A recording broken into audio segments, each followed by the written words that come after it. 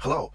Today, as a part of introduction to Sifon, I would like to show you how you can install Sitecore using Sifon in a very nice and quick manner.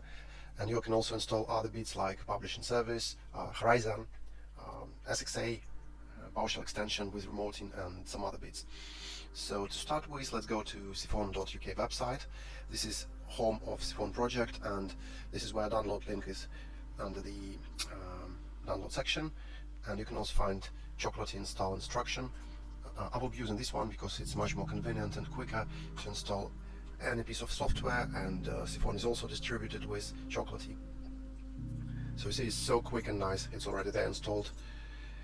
On the very first run, there will be a prerequisite check. This is to make sure you have all the necessary bits and parts that Sifon relies on. And in this particular case, you see all the labels are green except this one, which means I do not have SQL PowerShell module, which I do need to have. So let's install it. Okay, and once done, all the labels are shown in green, which means we can progress with Sifon. So let's go ahead. This is the main screen. And what we're going to do, first of all, we go to install menu, which will show this nice dialog. And I made set defaults button, which will pre-populate the fields with some intuitive values. Of course, you can use those, but obviously for your personal installation, you would want to change them according to your requirements. So these values are mostly to give you some hint on what is it for and what values can it accept.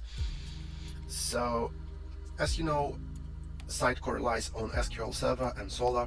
These are two main requirements to be installed before you can go and progress with Sitecore installation. I'm using very blank and vanilla Windows 10 operation system. The only thing I have installed here is SQL Server. So it shows me that it's there. I do not have Solr, so if I test Solr connection, it will bring me an error because I need to install it yet. And again, with Sifon, it's just a matter of few clicks. You go to Settings, Install Solr.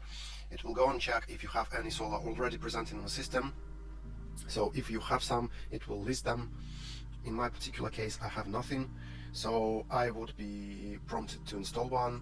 The drop-down has all the version lists that are normally required by Sitecore from all the versions, starting from 9.0, and one I'll be using is 8.8.2, which is the latest version required for 10.2.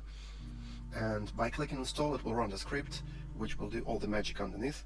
So it will go to Solr download page, it will download, unpack, install, it will configure SSL certificates and do the rest of job so that you can have Solr locally installed and up and running.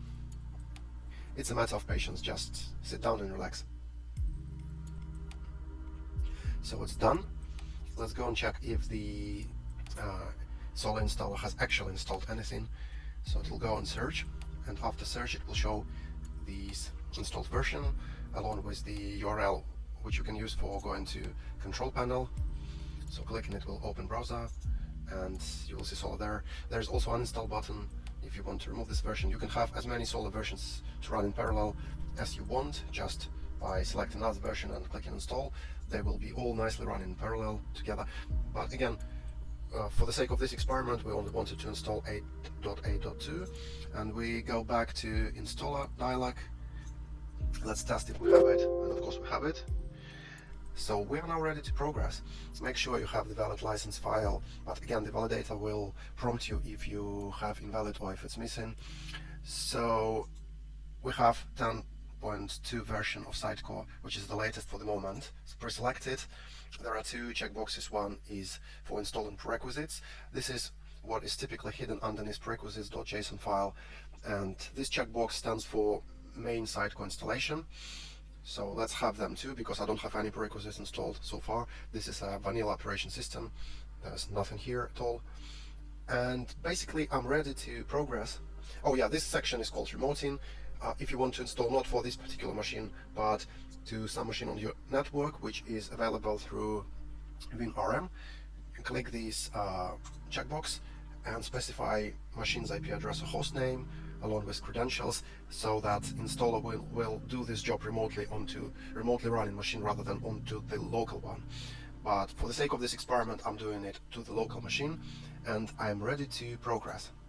So what happens next? It comes to the download folder and checks if you have previously downloaded Sitecore or if you have just downloaded all the resources with a plugin, regardless. So it checks if the package for installation presents at the destination, and as I said again, this is new operation system, nothing been run before here, so there's no package available. So Sifon goes to the Sitecore developer portal, downloads the required package for selected version, which is 10.2, and it does the job, everything as we selected. So we ask it to do prerequisites, which is now doing, and then it will keep going with the actual Sitecore version installation. So there's nothing else to do at this stage, so please sit down and relax. In a couple minutes you will get your Sitecore up and running.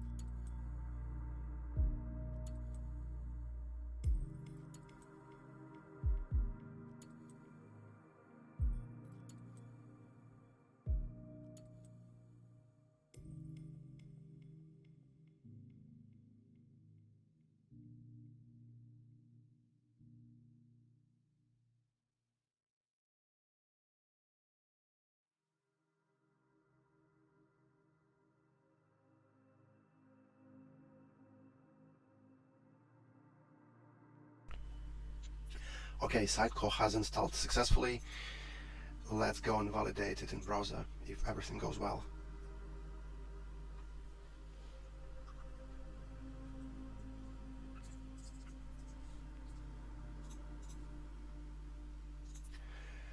Looks like it works. We see the launchpad, and let's go to Sifon back again and do furthermore installations. So first of all, let's go to plugin folder and get Sifon plugins. So plugins are small sets of PowerShell scripts which are sourced separately in this GitHub repository, and those are nicely organized by the folders by purpose, so that each script is a PowerShell, each plugin is a PowerShell script, and it takes parameters from the selected active profile, and profile is basically equivalent of the instance. So whichever parameters this instance has, it will be passed into this script. So for example, if I go to install folder, and this is the one we are going to go ahead, many of these installer scripts will get parameters for the selected from the selected profile, and we'll apply this installation to that profile. So if I have several instances here locally, it will install to the one that is selected from this menu. The first interesting plugin is called Resource Downloader, and it has a version selector. You select the version, click download, and it downloads the whole resources for the version. Of course, you may want to select what you want to get, not to download everything, and it will download just your selection. It's quite handy when you want to keep things locally. What I will do now, I will go and install Horizon, and it will ask me for the valid license, which I do have, and then it prompts me for the version, which is 10.2, so I keep with this selection, and there's nothing else to do. It will just go to developer portal, download latest version which has been selected, and it will progress with this version for this particular selected instance. Alright, that's done. The next thing I want to install will be SXA. Again, we are going to progress with version 10.2. Firstly, it goes and installs PowerShell 6.3, then it downloads SXA itself, and it progresses with it. So there's again nothing else to do, just keep waiting. And that's done. Probably what I will do is I will upgrade PowerShell extension with the full version of 6.3, which will also install remoting package, and it will set up remoting so that I will be able to execute PowerShell extension commands from this Sitecore instance just in the normal PowerShell prompt, which is very handy. Okay, it installed PowerShell extension, and it even tests remoting by making a request to the instance, and it confirms that it works successfully. So job done. And last thing I would want to install will be publishing service. That will be version 6, and I will select again the module for my current version. And if you have ever installed publishing service and module, you know how many steps you need to do to make it work. But with Sifon, it's just simply one click and another click for selecting the module, and that's it, job done. It's been installed, it's all working.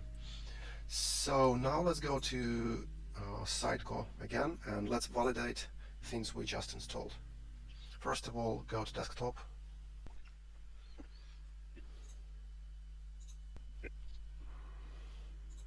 so let's do insert, and we see tenant and tenant folder. This is a clear indicator that SXA has been installed successfully, and that's what I want. Then let's demodify this item, save it, go to publish item, and now we see the updated dialog. This one is coming from publishing module, and let's do publish, and there are no jobs in dashboard, which means it all has completed. If we go to web database and open this item, we will see these 2 exclamation marks, which means it has been published successfully. Let's go to Launchpad,